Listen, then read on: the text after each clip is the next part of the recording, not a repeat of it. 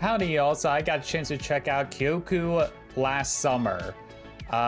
You are playing this character who ends up on this new island, and you just experience life on this island. You've played maybe similar games of its type before.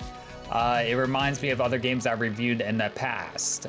So you hop on this island, you go around, make some friends, and have little fun adventures.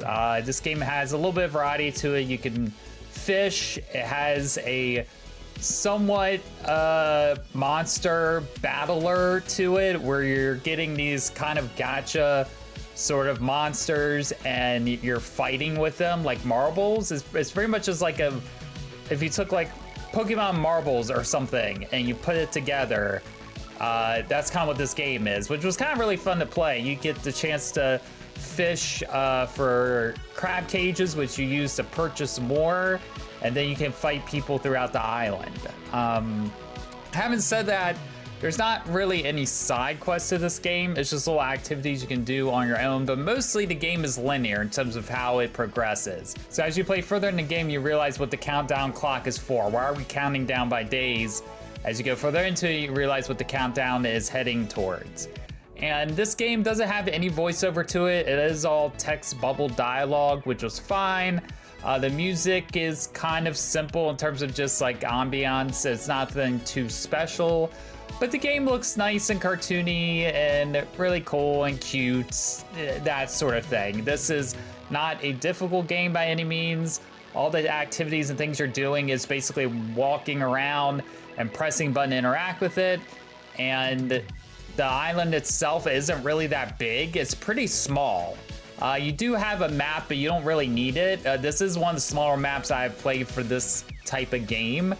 And the character moves pretty quick. Later on, though, you do get another form of transportation with a bicycle, and even that, you're like zooming.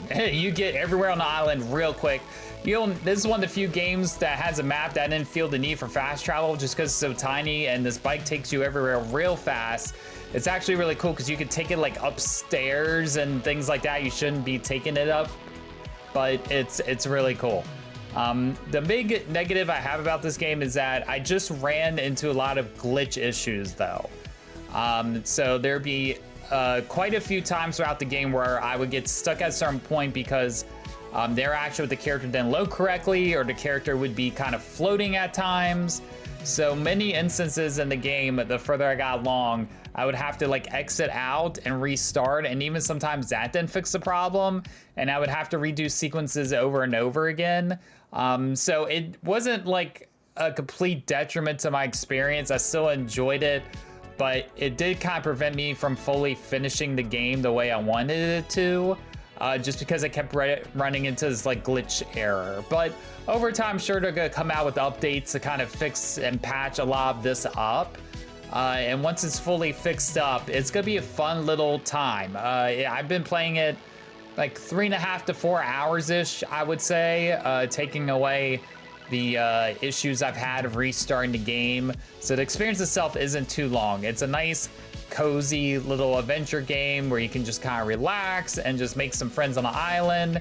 So yeah, if you like these cozy life island little games that are more about the story, which I enjoy, I would recommend checking this out. Despite all the glitches and issues I've had, I'm sure they're gonna come out with patches for it, and it's gonna be a nice little experience for you.